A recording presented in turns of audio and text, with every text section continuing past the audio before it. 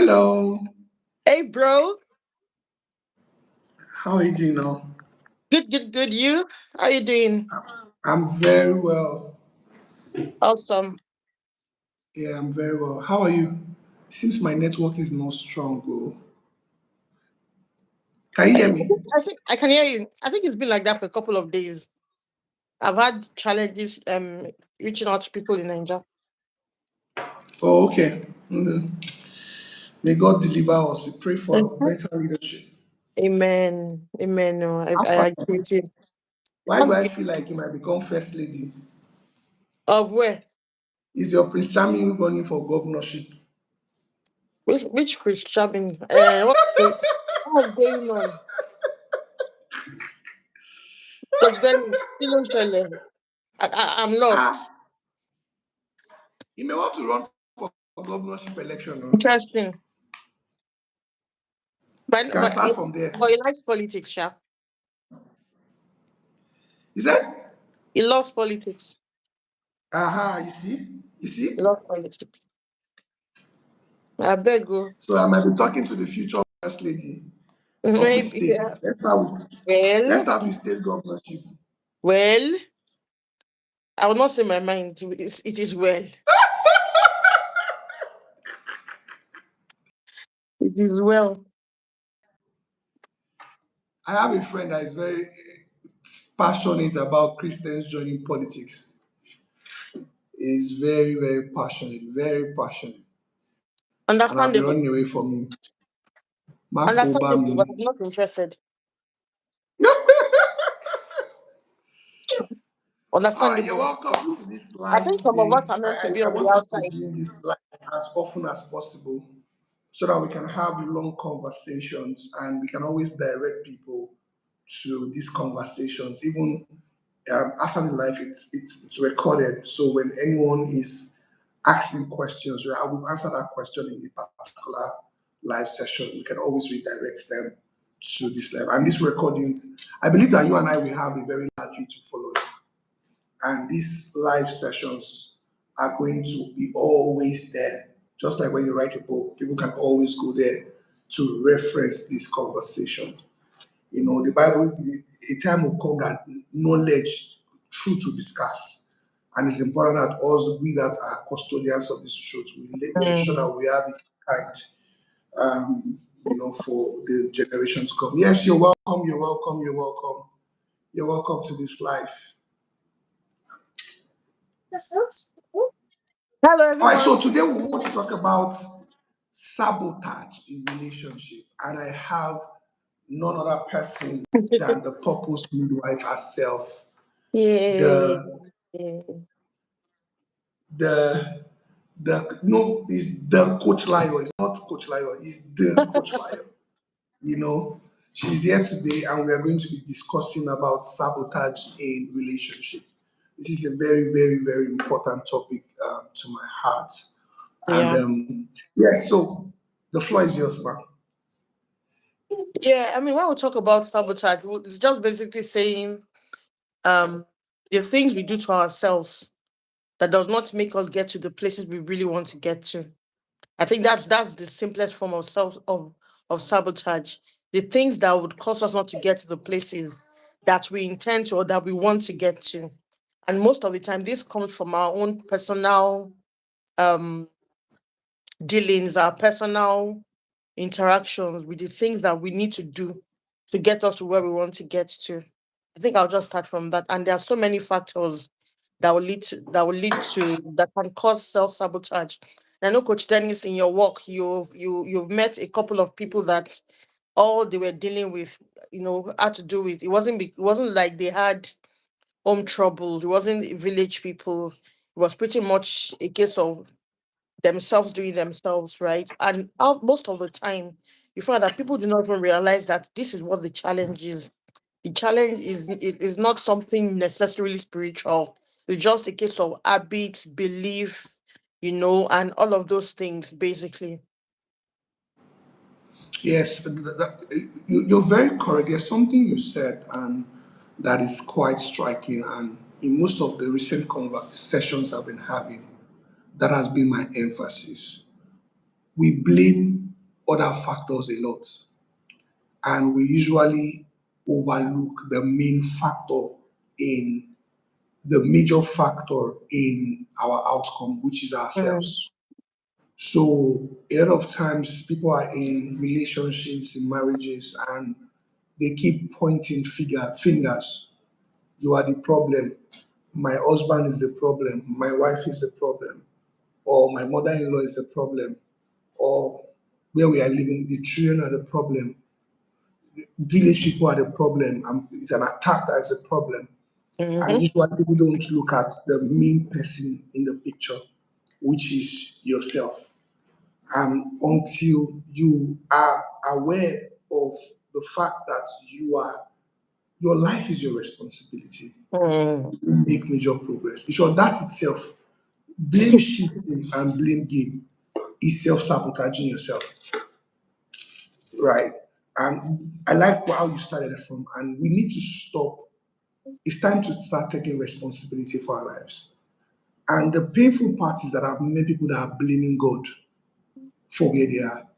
Mm, God, you answer my prayer. God, why do you mm. do me like this?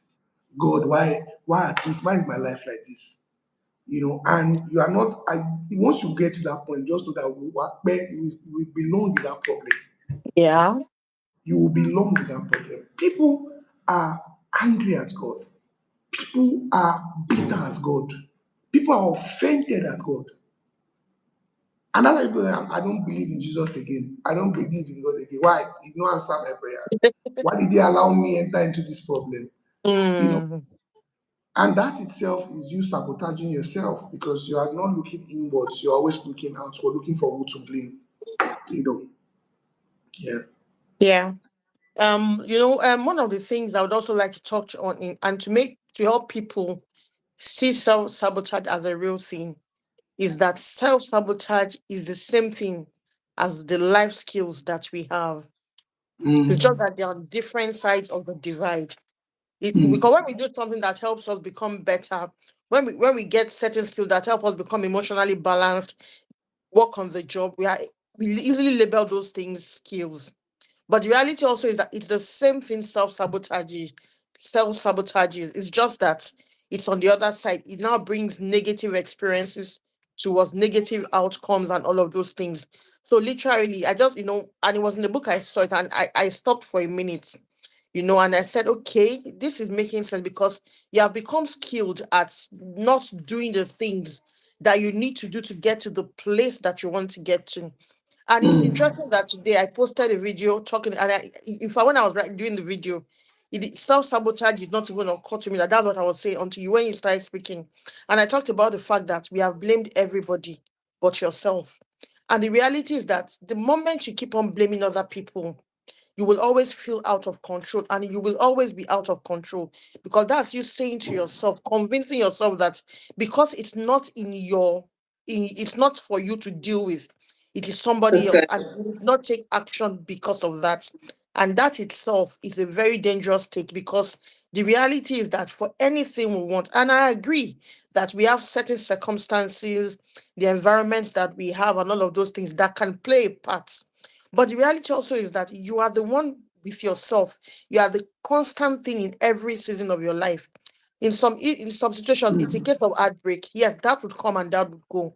In another instance, maybe you failed an exam. In another instance, maybe you didn't get the job that you had prepared so hard for, and all of those things. Yes, we agree that all of those things have happened. But the reality also is that in the different seasons that you have had, the good and the bad, you are the only constant person, constant factor in that thing. So that should tell us that we are more powerful than we think. And until we get that power back, we will not be able to achieve a lot. In fact, I realize how much self-sabotage it is, how much powerful it is that it's powerful enough to stop God. And in fact, that what God will first of all do for anybody who wants to use is to convince you that you can do what you need to do, right? And it's so important to be able to also realize and begin to ask yourself certain questions. And I'll give you an example of what happened to me. I realized, Coach Dennis, that I didn't like for the almost 15 years I worked in a bank, I did not have a stock account. And it was not a case of the funding, It was not because of a lack of knowledge, but somehow I wasn't pulled towards it until I was having a conversation with my husband, I think earlier this year, and we're talking about stocks. It was there, then I was like, why don't I like doing this? And I realized that something happened to me before I started serving. The first place I worked was a stockbroking firm, Coach Dennis.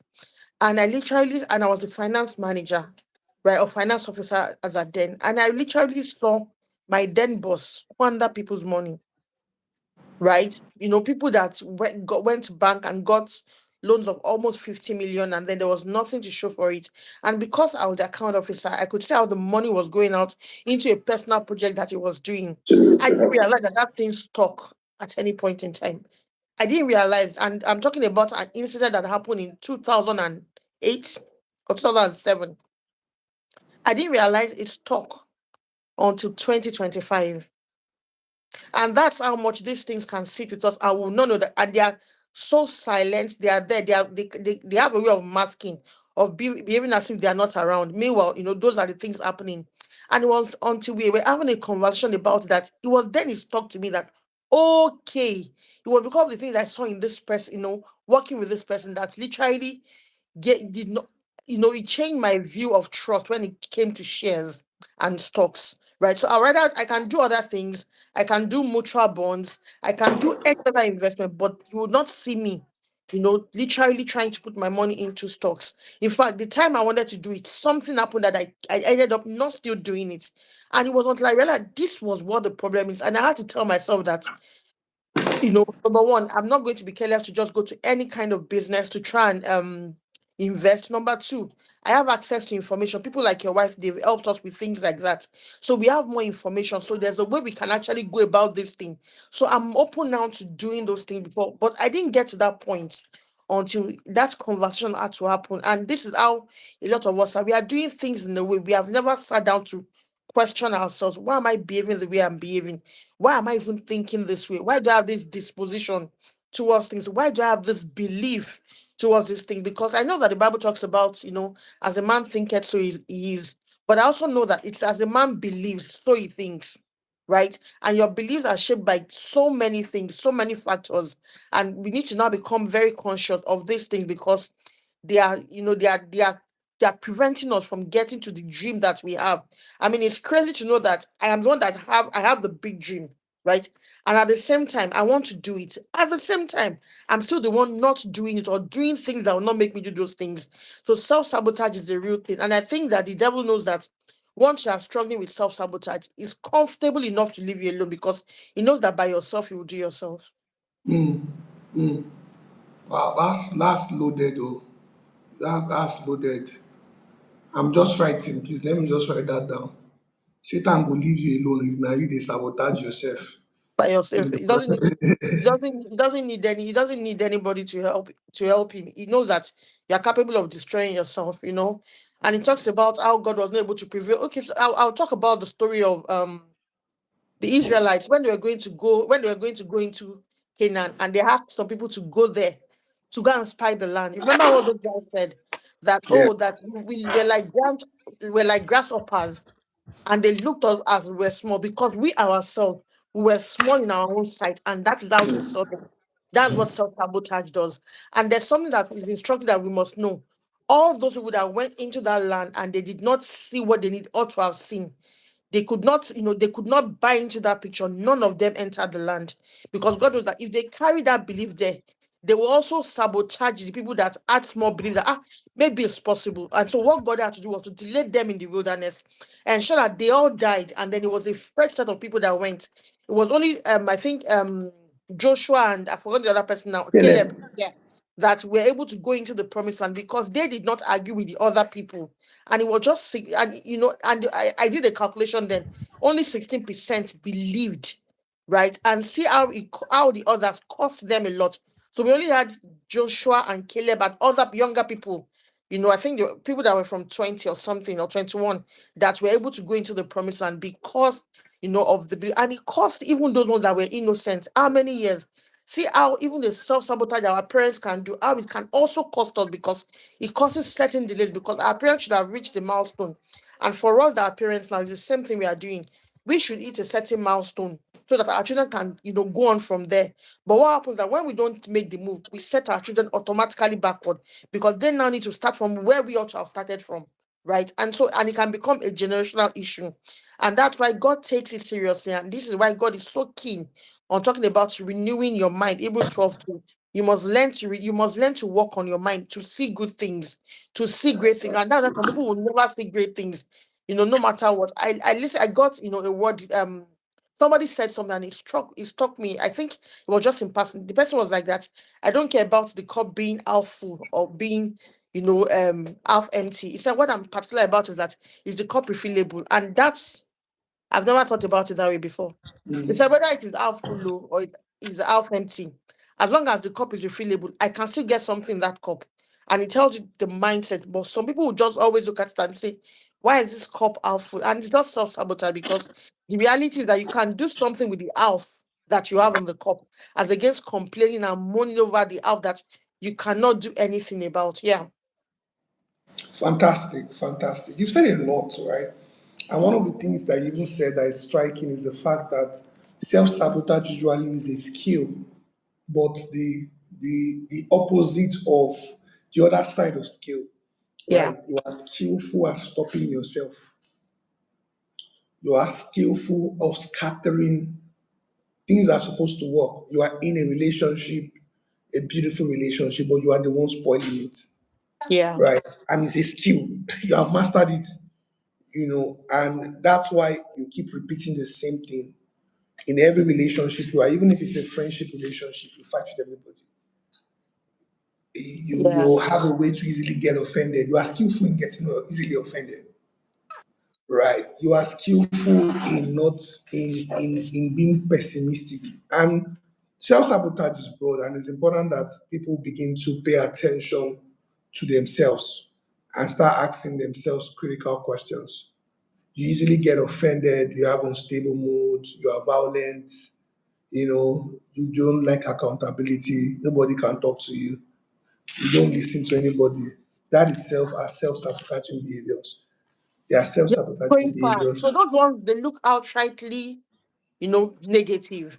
There are some that Okay. look positive, but they're self-sabotage. I used to do that. I don't like to be seen.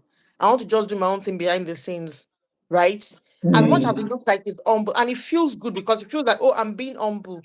But the reality is that you are thinking about yourself as a small person. You are thinking you don't have anything to contribute, despite the fact that you do have things to contribute, right? And I also think that when we begin to question why we think the way we think or why we see things the way we see them, honestly, a lot of people will be delivered, right? I did an audit, and you know this part. When it comes to finances, you know my disposition towards it. I literally did that audit, and this didn't take me maybe 30 minutes, max one. I'm not it wasn't up to 1 hour, but let's even say max 1 hour. And I just decided to sit down and asked myself questions, to understand why, this was going on. And Coach Dennis, the behind the scenes. And one of the things I asked myself so what I did was to get a pen and a paper to say, okay, you know what, let's have this conversation. So it was me having a conversation with myself. I was giving the questions, I was the one responding as well. So it was me and my subconscious, literally, and of course the Holy Spirit doing the work. And there were some things I asked, so I was like, okay, what's the belief you have when it comes to money? One of the things I had mentioned was that, that I think and I think I remember that this I'd got things I'd come in contact when I was younger, right? It stuck and I didn't realize it. And it was a case of we saw examples of people that, became rich and somehow they abandoned God. Right. And I didn't realize that it had an impact on me. And so that was the first thing I wrote down to say that I think that, my thought was always that, or my belief was always that, when you have a lot of money, if you have mad money, like we like to say, there's a tendency you're going to derail. And the response I gave to myself, or the insight I gave, was that there's no amount of money I can have that can make me derail. Why? Because now I am grounded in God and the things of God, right? Plus, there are examples of people that are really rich and they still Yeah. love God and they still fear God. And that laid that point to rest for me, right? And there was another thing I said. I talked about the fact that, oh, God gave me this gift freely. So why do I need to charge for it? And you know this part, right? And the response I gave to myself also was that yes, God gave it to you freely, but God expects you to refine what He has given to you, because what He gave to you is the raw material, right? And so you are going to use that to serve kings. God also expects kings to drop something valuable of theirs as well in exchange for what I'm giving to them. And I wrote that, I said it's a value exchange. And then I said again to myself that when we look at people like Daniel and Joseph, the reason they became popular, wealth, and all of that was because they served with their values. So that means that certainly serving cannot be. And then the third thing was that, oh, to get to where I am now, to get the kind of information and knowledge I have now, I had to do a couple of investments, right? So it only makes sense that I'm able to get some money back, right? That was the other thing. Then another thing I said was that, maybe people cannot afford to pay. And this was a very funny, conversation with myself. I'm like, oh, maybe people cannot afford to pay what I'm doing. And the answer was that the courses you have paid for were not cheap. If you can pay for those courses that were premium, it means that there are people that will be willing as well to pay for what you give.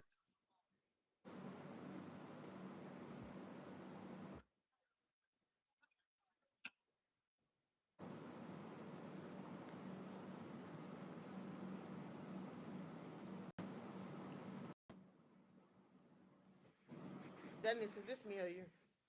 You're welcome back. Thank you. Okay, so it was me. Yeah, I don't know what last did you hear that I said. What was the last Your thing I voice said? has gone so low. Oh wow. Can you hear me now? It's still low. Can you hear me? Yes. Oh, there's even a react over here. All right, my people, Laya will soon be back. We're talking about self-sabotage, and Laya is bringing this conversation from a very interesting angle, which is, simple ways people self-sabotage themselves without knowing. And sometimes you even think you are doing what is right because you feel probably you are humble, like the example that Laya gave. And she was talking about the fact that, she didn't want to charge. She was offering value, but she didn't want to charge for the value. That was self sabotage. And she had to recognize that and change that. So, self sabotage is real, right? And you need to know what is stopping you. For every goal you have,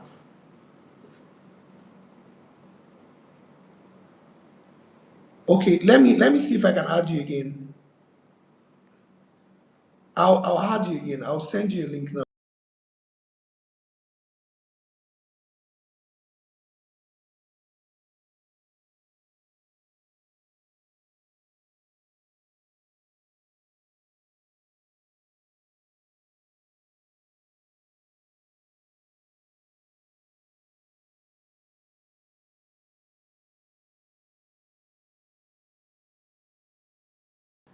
Okay, I sent you a link on WhatsApp. Can you try the link again? All right, my people, we are waiting for Coach Lio, the Purpose Midwife. She will soon join us shortly. Please don't go anywhere. If you've not subscribed,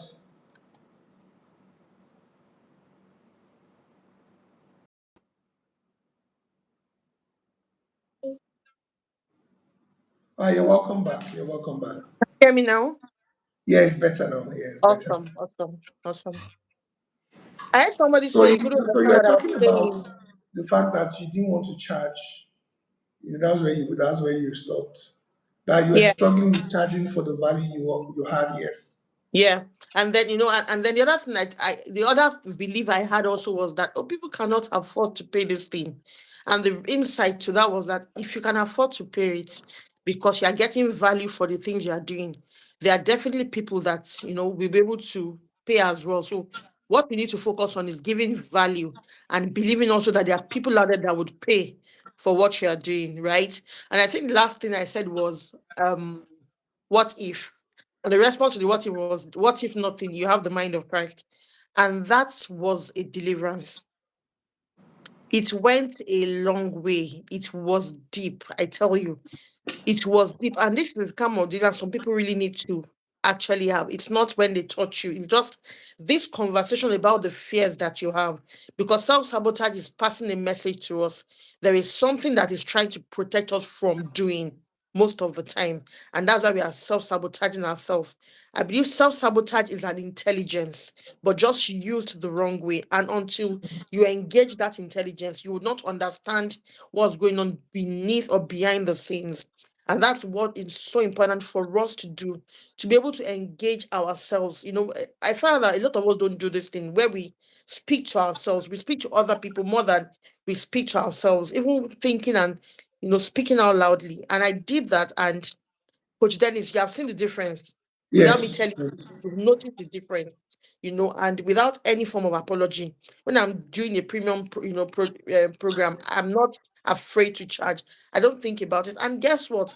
Because of that, I've had random. It's not random. Like, well, I realize now that it's not random, but somebody reached out to me from the US saying that, oh, do you offer coaching, blah blah blah, and I'm like, oh wow, right? And I'm like, oh yes, I'm still doing this, and then we had our discovery session, and of course she came on board because of course I have value to give, but that would not have happened if I didn't deal with the things that I was not seeing that were causing me to feel a certain way about certain situations, i.e. for me, money. And that's what we all need to do. Let's go to relationships that we're going to talk about. You find that some people have a belief that guys, that all men are liars. They believe that, right? Sometimes the belief is not even spoken. They've never said it before, but somewhere, because of the experience they had growing up, maybe they saw, you know, maybe their own first relationship or their parents, right? Because of that, they believe that certain things is that's how it is. There's some people that will tell you that there is no way a man will not cheat. They'll tell you there is no way a man would not cheat because of the things that they have experienced or the things they saw other people experience. Right. I remember having a client who was saying that, oh, um, all men has come. And I said, is it all men or the ones you have dated or the ones that you have met? Because there's a context to this thing you're saying, right? And it was the first time she thought about it that, oh, my brother never cheats on his girlfriend. Oh, and my brother is always good to the girls that he's dating. So how come I'm saying all men? And then it now became a conversation of, why are you thinking this way? Why are you the one attracting people like that? And that was deliverance for her as herself. So we need to be able to come to the point where we are going to sit down with ourselves and say, why is this what is going on in my life? Why am I this way? Why is it only me that this thing happens to in the circle of friends that I have? Or why is it when it comes to, I'm successful with every other thing, my finances is fine, but when it comes to relationship, it's always the wrong kind of guys I'm dating, I end up dating.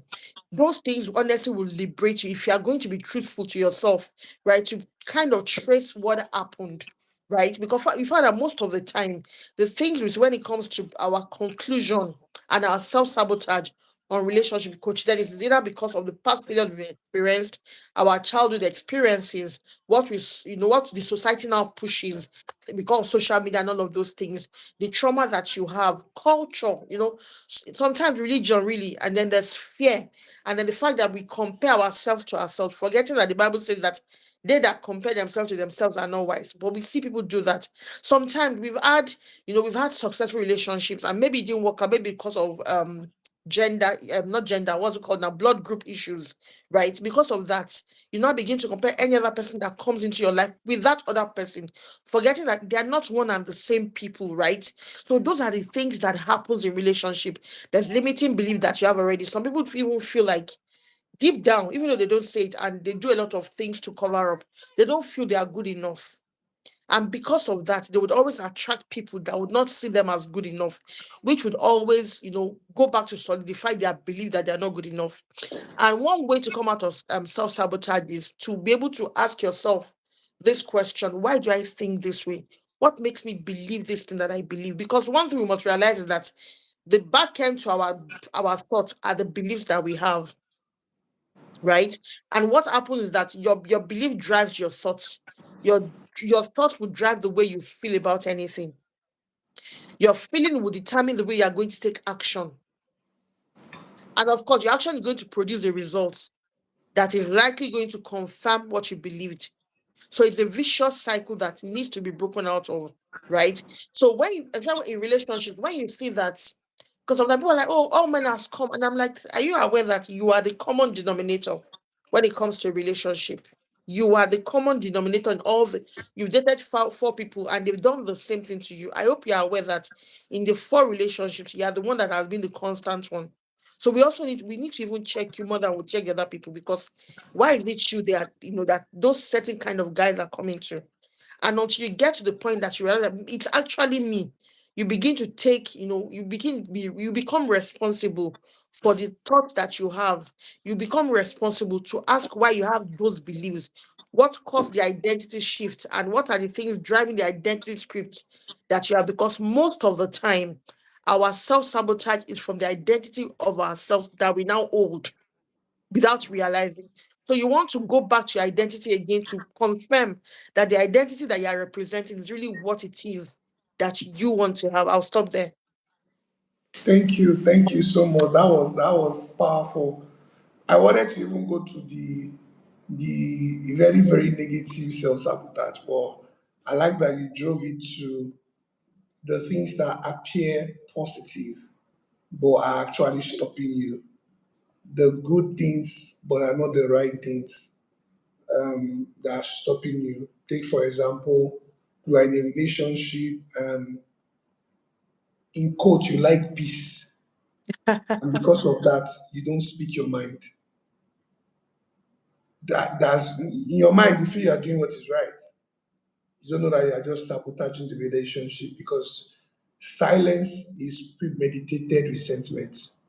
Mm, When you are being hurt over and over again and you're not speaking up, over time you are going to resent your partner.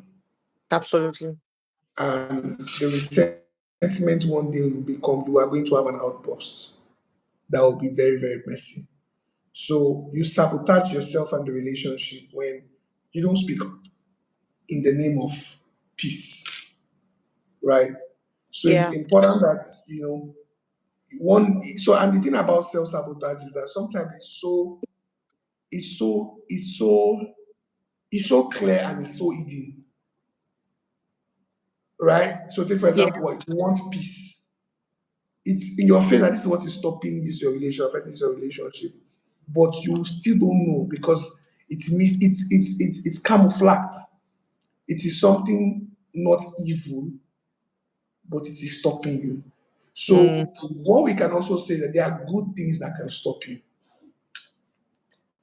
There are seemingly harmless things that can stop you, right? Like when you didn't want to charge, you were supposed to charge, but because you felt like will I be charging? Freely was I giving, freely give. Now it sounds very good, but it's stopping you, true. right? So the same for relationships. There are things that look very, very good, right? But they are stopping. Take for example, you're a lady and you feel like, ah, I'm an independent lady. No guy should take care of me. I'll take care of myself, right? You're not in a relationship. You are paying all the bills. You want to do your proposal. You're the one that paid for it.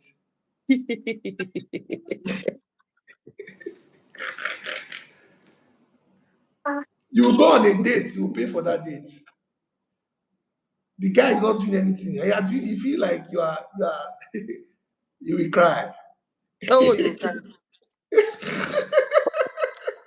And you know why You you're will going to you know why you're going to cry is because you talked about resenting your partner. I think that most of the time is you resenting yourself, and you will treat the other party the way you treat yourself, right? mm, Because you're already conflicted. You want peace.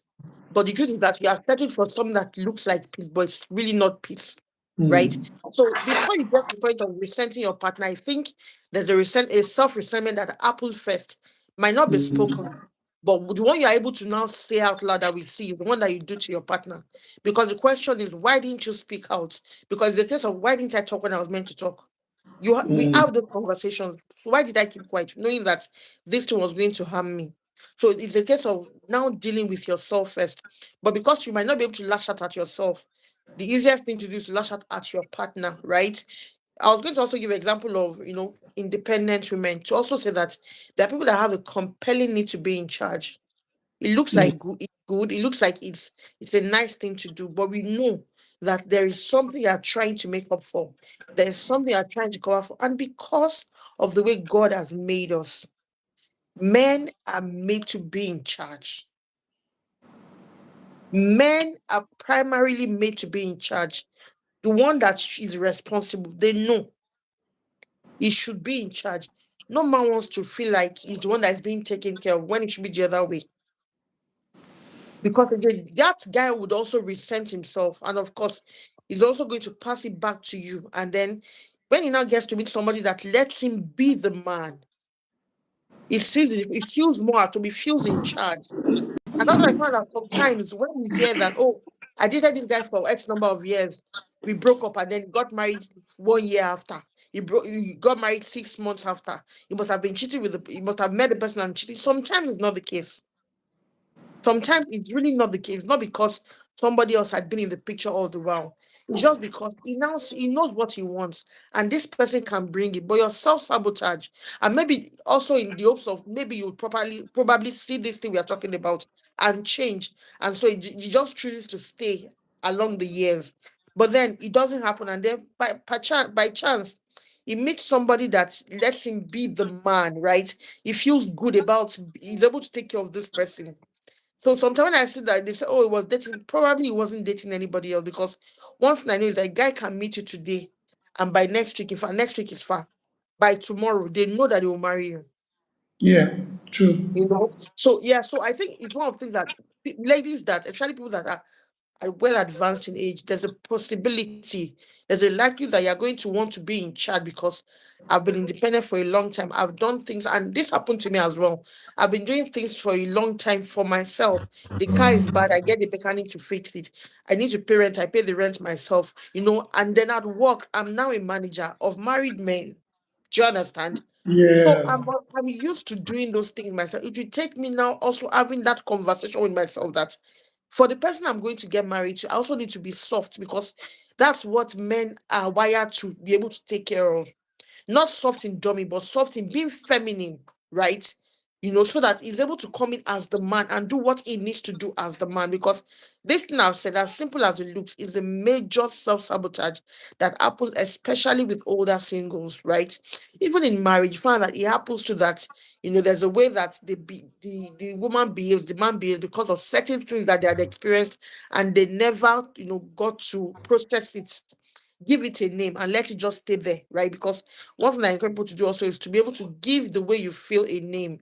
It doesn't have to be something conventional, but a name that you understand, because as long as it has a name, it can be defeated. Because at the name of Jesus, right? There's no name that can withstand the name of Jesus. So, and I believe the principle for any other thing as well, right? In naming the way I feel and asking myself, why do I feel this way? Why am I doing this thing? And you can say I'm going on and on about it not being about somebody else. It's about first accountability and responsibility of your own self to yourself, right? And knowing that you should respect yourself enough, respect the big picture that you have enough to deal these things. They are not easy. Because sometimes you have to feel through that you're badly behaved. Sometimes you have to, so it's not an easy thing to do. But the reality is that any decision you are taking is costing you. And you must always weigh the cost of you must weigh the cost of now against the cost of the present. Most of the time, the cost of the future is usually much more than the cost of now, right? So in dealing with yourself, dealing with the issues that you have now, right, would help. It's going to be painful, but you find that it has more return on investment than you waiting in the future and you're repeating the same class again. It's not right. And it really doesn't make any sense. that's very, very powerful. I like the fact that. So, what about guys? What are the areas of self sabotage that a lot of men have that looks good? One of the ones I've seen that is common is this issue of peace again. When you see a lot of guys that just want peace, I don't want stress. I don't want And they stress, don't care. Yeah, I'm just like, well, just do anything you like, right? And over time, they now become disconnected, right? Um,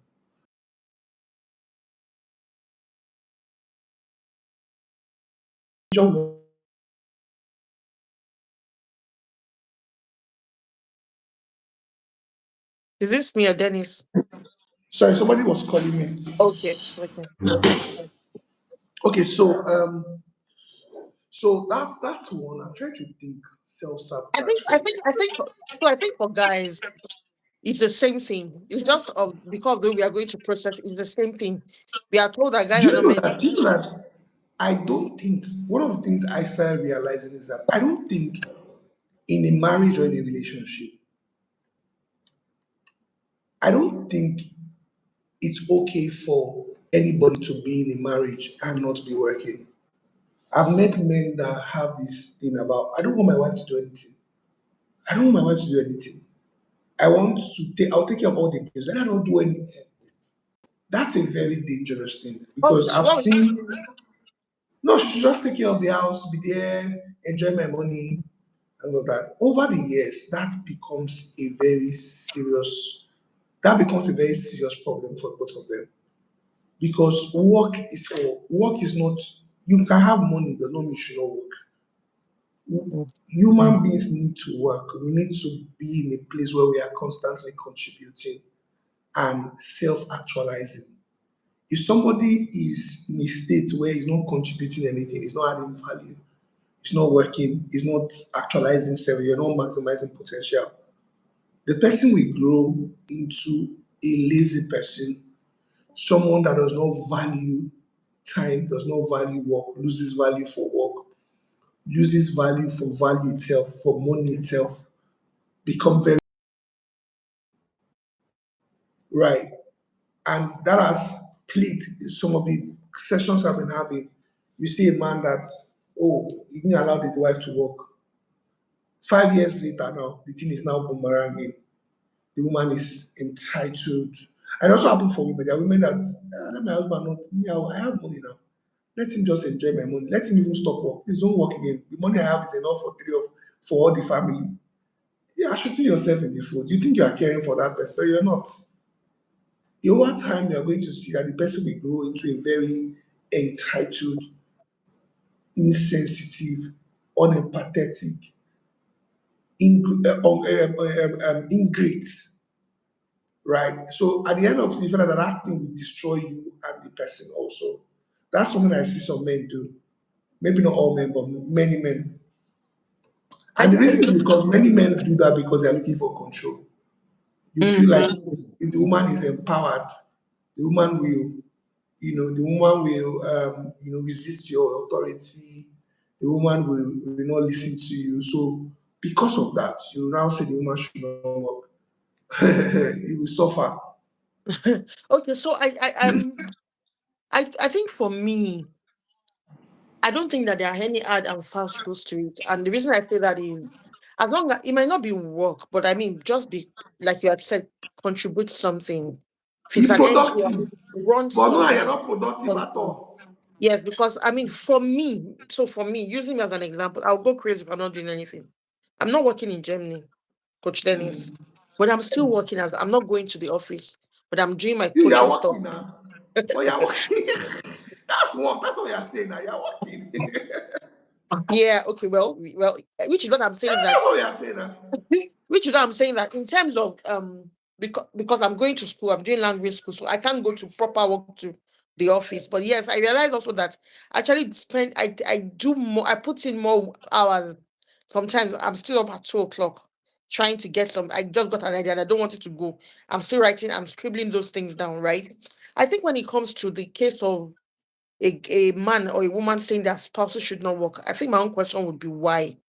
I need to understand the why. Is it for a certain number of years, just so that maybe because the children are still young, right? And you need that care for the kids at that time, or is it a case of not doing anything at all? Because there are things that you can do while you are still taking care of the home of the Yeah. children. You can write books. You can do a few things. Do you understand? I maybe because the kind of person I am, I can't even process it. Frankly speaking, I would die. Literally, I can't do it. I'm not joking. I can't. I cannot do it. In my not working, my third book is coming out. Right. In my not working, I've done webinars. I've done. I'm doing workshops and all of those things. In my not working. right? So for me, I don't see it as well because of the way I But you're used to work. working now. No, That's no, I'm work. saying, no, what I'm saying, because of the way I used to still work when I was in Nigeria, I leave the house Yeah. at 5:30 or 5 a.m. I'm only back at 11. I'm used to that, you know. So sometimes when my husband calls and says, "Oh, I'm coming home late," and he gets home by 6, I'm on, "Are you late?" Because for us, 6 is just when I'm going to start work, right?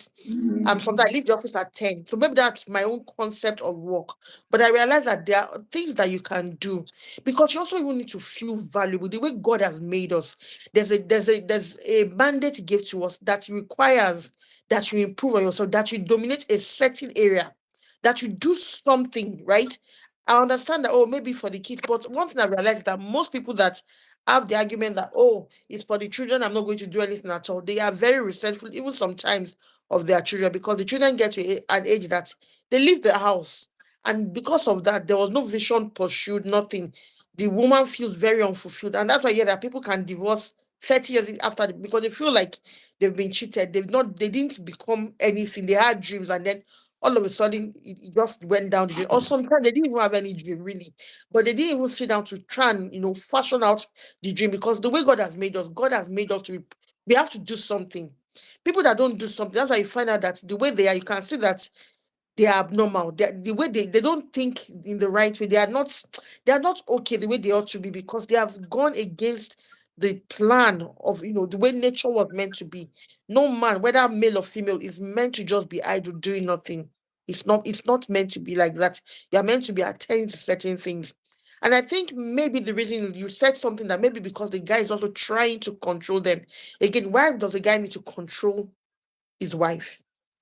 Perhaps what he saw when he was growing up. He saw how his dad gave his mom free and the mom messed up, for example. So he found that it's still trauma, it's still self-sabotage. And until the guy gets to the point, because what I would say is that if you are someone that you have a good head on your shoulder, you know what you want, you have developed yourself to a certain category, I don't expect you to attract certain kind of women to start with. And it's one, and maybe this is a response for somebody that is watching now might watch later, because the reality is that if you have done the things you ought to do, because Coach Dennis, I'm going to just debate a bit. The reason we find ourselves in a lot of the mess that we are in is because we try to shortcut or short circuit the process God is taking us through. And anytime you try to short circuit it, of course you will chop king, and it's easier to blame God. But the reality is that God told you to go left, you took right. Right? In his mercy, he redirected you, and it feels as though everybody has gone ahead of you. Of course, because you took a wrong route. You have to come back if you're going to get to where you're going to go to. And that's even messy, by the way, right? So I think that sometimes what happens to us is that when God is saying we should work on ourselves, first of all, it's because by the time you work on yourself, you now can make choices that makes sense, that will serve your future person.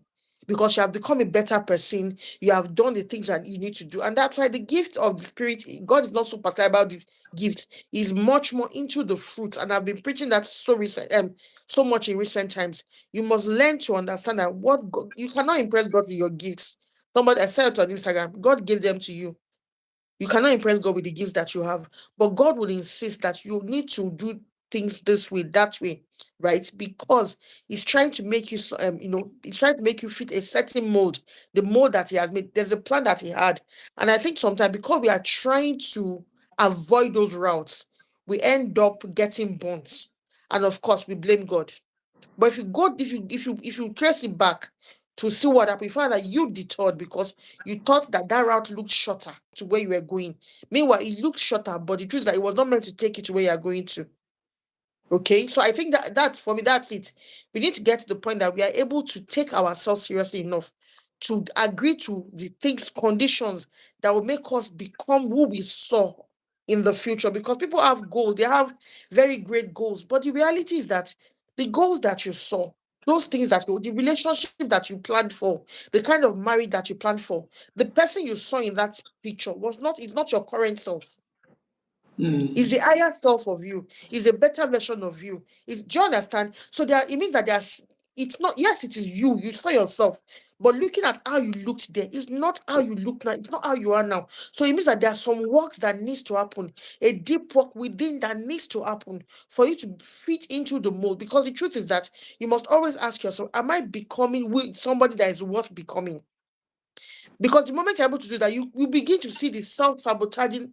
I used to procrastinate a lot. I'm better now. I'm not yet there, but I am way better than what I used to be, because I had to tell myself that my future self is amazing, but that future self is going to cost me my current self. Mm. Very people, but it will cost me my current self. And until I agree to let go of the current self and the habits and attitude and pattern and even belief system that I have, I will keep on sabotaging myself. And I'm going to be at conflict because my soul has seen who I should be. My soul is literally there already because God gave me a glimpse. But because I'm not doing it, I'm torn within me. And that's one thing that people must realize, that truly you have you love what you want in the future, but there are certain processes that you cannot run from for you to be in that picture and enjoy it just the way you saw it. And that's why God would always fix your identity first before He gives you an assignment, because all the things we've talked about are the things that erode your identity, the kind of person that you are, right? It begins to let you see yourself in a certain way. It begins to make you think that, oh, your past failures defined you. And because of that, you will not want to try and do some other thing that will be successful. If you get what I mean. So self-sabotage is just showing us deficiencies in our identity that we need to fix first of all. And it's not even about a relationship. If you don't have a great relationship with yourself, you can't give people what you don't have. You cannot have a great relationship. Last, you will mess up. Mm. Then Awesome. last, you will mess up. You will meet a good guy that checks all the boxes that you want, that you prayed and fast, you did dry fasting for, you went on the mountain for, or even a husband, that is everything answered prayer for you. You will mess it up yourself. Because the reality is that there are some things that you need to let go to become the wife to that person, to become the girlfriend to that person. There's a picture that you must fit, that once you negotiate it away, it's a matter of time, you'll be taken out of the equation. Yeah. Yeah. Yeah. Thank you so much. So we have like 6 minutes more. Let's talk about like practical steps, like we do like bullet points on how people can, solve this issue of self-sabotage, Mhm. especially in relationship and marriages. What are the practical steps one can take that people watching now can take, and so I know we've said it already, but now let's just put the Yeah. pieces together. Mhm. Yes. Yeah. So number one is clarity. Mm. Clarity of identity. Who am I? Am I? Once you are clear on these things, you know what God wants you to. You are clear on what you want to do. You are clear on the future that you have, right? You now begin to ask yourself, the way I'm living at the moment, am I going to even fit into that picture? Because if you are not truthful to yourself, you can't go far. You must be able to exercise radical candor on some days that you will say, I love myself, but right now, I don't like who I am right now. You must be able to do that. I love me, no doubt, but I don't like me in the state I am now. It is when you do that that you cannot begin to say, okay, what can I do to now like me? Right? Because I realize that it's so easy to love people, but sometimes we don't love them. We don't like them. We can love people, but we do. So sometimes we love ourselves, but we really do not like ourselves. So we need to fix the things that will not make us like ourselves. So when you are clear on your identity and on your future, your vision and your purpose, once those things are in check, it's so easy to ask questions. So why am I not achieving these things? What is the issue with me? Because why am okay, for example, let's talk about relationship. Why do I keep on meeting guys that break my heart? Guys that are always cheating on me? Why am I, why am I doing that?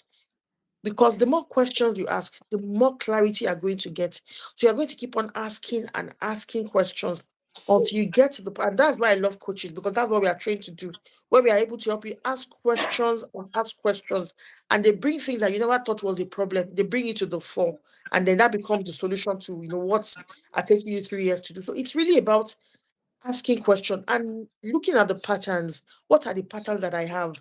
because those things are always in plain sight, but because we don't ever process them, we don't see them. So you must be able to ask yourself, what are the patterns? What are the things that I do that I don't like? What are the things that I've seen? Maybe in my family, maybe I've seen my dad, he has anger issues. I'm always talking about it. But I realize that sometimes we talk about those things so much, but then we exhibit the same things we complain about.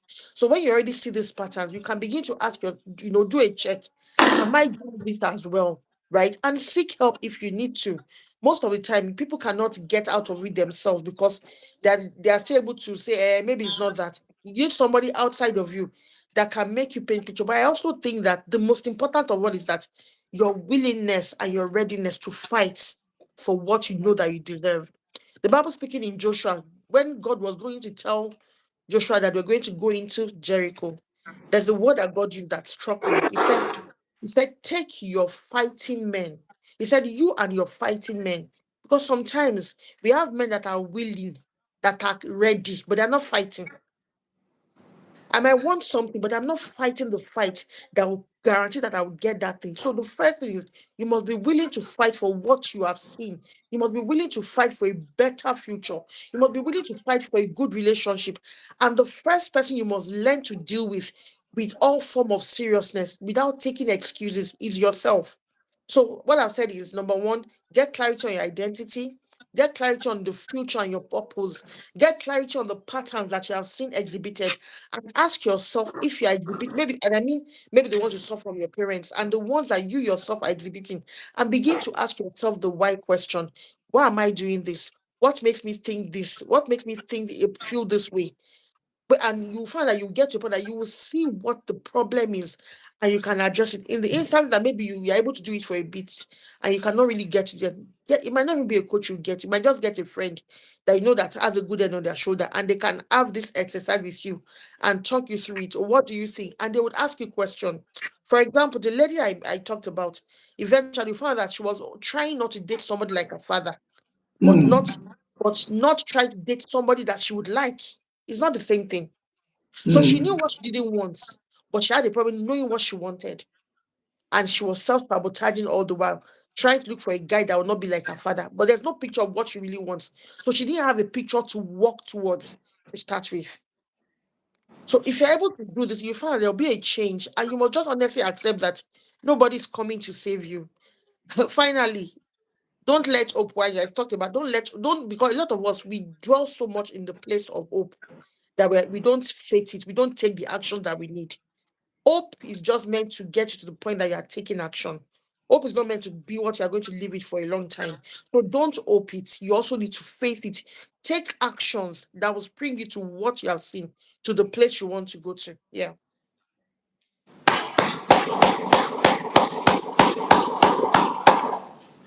I want to tell you something after this life. Let me not say it in public, but I want to believe that if you're listening to this, you've been well impacted.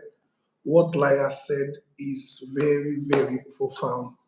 And if you are on this life, please still go back and listen to, because Coach Laya has said a lot, right? That you need to unpack, right? So I'll recommend you listen to this life again, and please take action, right? Whatever you've learned today, take action. Don't wait before it is too late, before you begin to take responsibility for yourselves and take responsibility for your transformation. Please, if you've not followed Coach Lyo on YouTube, follow her now. Follow her now, please. Click on her profile and follow her. Subscribe to Coach Lyo's YouTube channel, The Purpose Midwife. Please, it's very, very important. Don't worry, she's going to start releasing videos on YouTube. I I'm promise working you. on them. I'm working on them already. Yeah, I promise you. So please make sure you do that. And if you want to book sessions with Coach Lyo, please, how can they reach out to you Oh for yeah, to book I'm on sessions? Instagram. Layo Konla on Instagram. I'm also on Facebook. I'm on Layo Konla. Yeah, and yeah, that's it. I have a workshop coming up December 20th and 21st because Coach Dennis, I'm very big. There's a way God has been helping me with dissecting the scriptures, right? And one thing I will talk about is the fact that God opened my eyes to how we should create, how we should set our goals. And it should also come from a place of identity, because I'm very big on purpose. From a place of identity and purpose. That's what makes it make sense. And that's why Yeah. I put up a workshop that is happening December 20th and 21st. So for those that would like to be a part of it, you can click on my you can go to my Instagram page. There are details there that you can follow through with. And you would have the best time of your life learning, seeing yourself in a different way, and setting goals that you are guaranteed to achieve. Yeah. Thank you so Yeah, much, Coach. so Thank you. I wanted to tell you the next advert you're doing, or even the old one, you can collaborate with me on Okay. Instagram so that hopefully it can get to more people. Just Mm. collaborate. When you're doing the video to sell the course, just collaborate with my page. Thank you Yeah, so much. let's I'll see do that. how to reach more people. All right. Thank Thank you you. so much. We are going to still have more of this. I want to make these YouTube lives more consistent.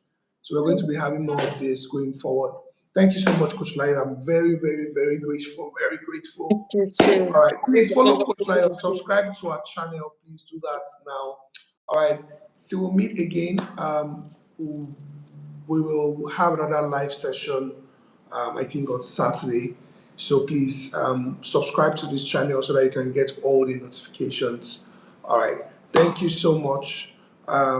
Good night.